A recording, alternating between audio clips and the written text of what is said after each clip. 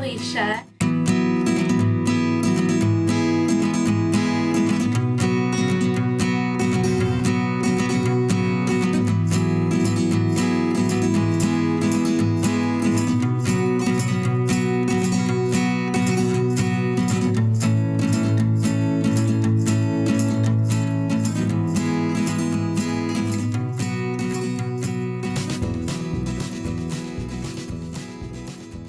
And this is going to be my advice for breastfeeding and tips and tricks of it all. Now I have 3 babies. I breastfed all of them. Now my 3rd baby is the one that I've exclusively breastfed. Wyatt and Zoe, my older ones, I did formula feeding and breastfeeding. With Wyatt is because I thought I did not have enough milk supply to feed him, but that was because of my own mistakes. Now with Zoe, we had to feed her both. She had laryngomalacia and she wasn't gaining weight with just my breast milk. And that's something, if you're curious about, you can look back at my older videos talking about laryngomalacia. But I won't get into that because it's too complicated. So, but with Sawyer, he's exclusively breastfed. Now, breastfeeding is hard. It's really hard. It took me 3 tries to get it right. So, this is just what has worked for me. I am not a professional. I am not a nurse. I am just going to give you what has worked for me. So, I have my little notes here. My first one is to educate yourself. I had no idea about breastfeeding and nursing and any of that. Nobody in my family did it. My mom didn't do it. My sister didn't do it. And nobody on Zach's side of the family did it either.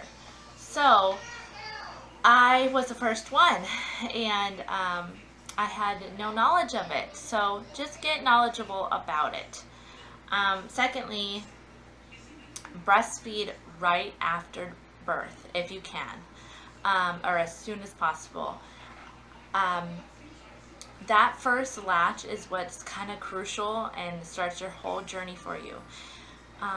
Breastfeeding is such a great bonding experience, and also if you can get that first latch to be a good latch, I mean, it's a lifesaver. If you have a bad latch, that leads to uncomfortable breastfeeding experience, and you don't want that. And you don't want cracked nipples or any sort of sores on your nipples if you can avoid it. So having a good latch, when I say a good latch, is basically having the baby's mouth wide open, getting the nipple deep and covered by the baby's mouth. And right after birth, you're going to hopefully have nurses or whoever's around you that can show you how to get that good latch. And there's all sorts of breastfeeding positions. You know, I'm not going to get into that, but there's like, you know, the football hold, there's just straight across your chest, there's the lying position. Find the position that's best for you and baby. So also have lanolin or some sort of nipple cream close by, because your nipples have to get used to it. So you're going to have cracked nipples, so have lanolin close by to keep them, because you don't want it to be painful. Next thing is co-sleeping. I know a lot of people don't agree with co-sleeping or are not comfortable with co-sleeping, but that is what works for me and breastfeeding.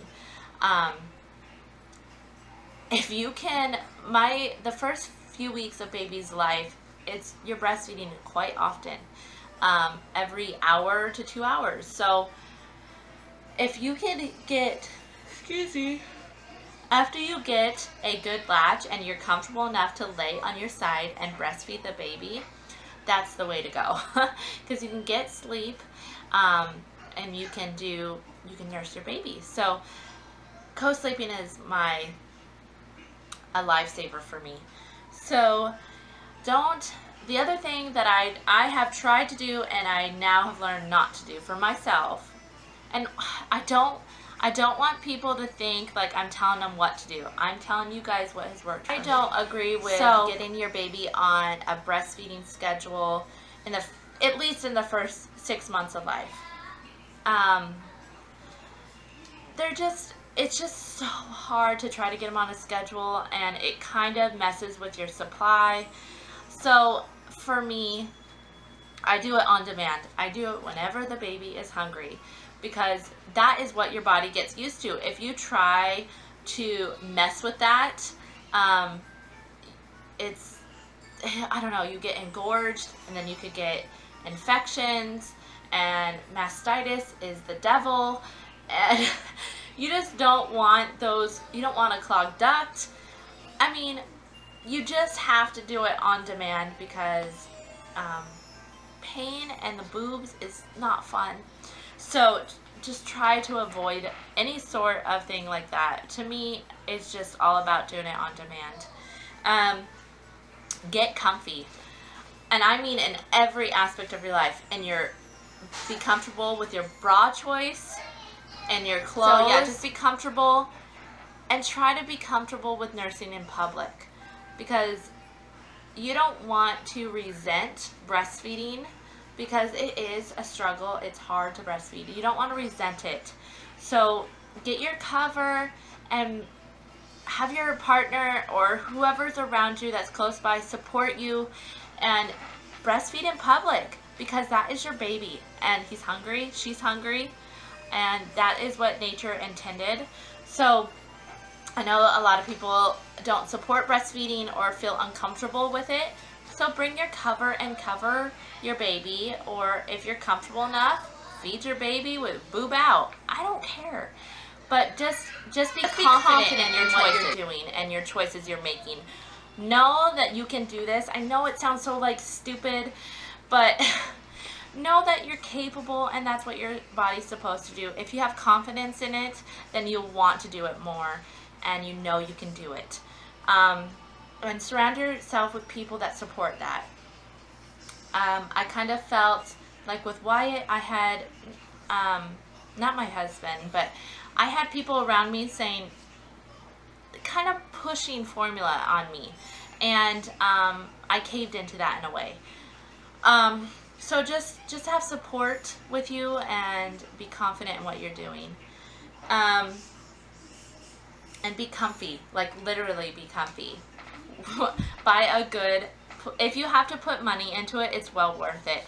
Buy a good nursing bras.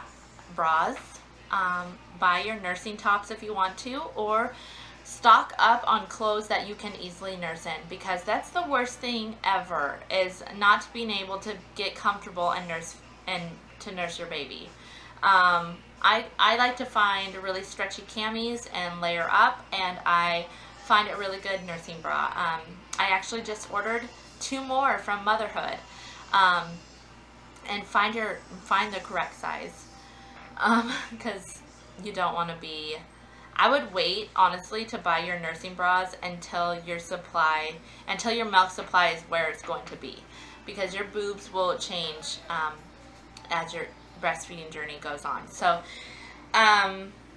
also the other thing is, I suggest waiting to pump. Now I only say this because you want your supply to be what your baby needs. Now when you start introducing the pump, it makes your body believe that you need more, and you don't want to have oversupply. I had a little bit of that issue with Zoe. Now, yeah, that's the worst. You don't want oversupply. You don't constantly have to change your clothes because your boobs think it's time to eat and it's not, and you made a mess of yourself. So just know that. I would just wait. Like I haven't really been pumping at all. Sawyer's 8 weeks old. I have not really been pumping unless I needed it. Now, or I felt engorged. Say he slept longer than usual. Now, now that he's 2 months old, I would totally start a supply. I'm actually considering doing it starting now, to get a stack. So yeah, I would just wait until It's kind of everywhere. I know I'm not the best person to ask for this video because I'm so scatterbrained, but you know, breastfeeding is a beautiful thing, and I love doing it. And like I said, it's hard. And don't get down on yourself if you're struggling, because ask anybody that breastfeeds. It's hard. And you have your own struggles, and nobody is in your shoes, and every baby's different. Body is different, literally. So yeah, you can do this, and if you can't, that's okay.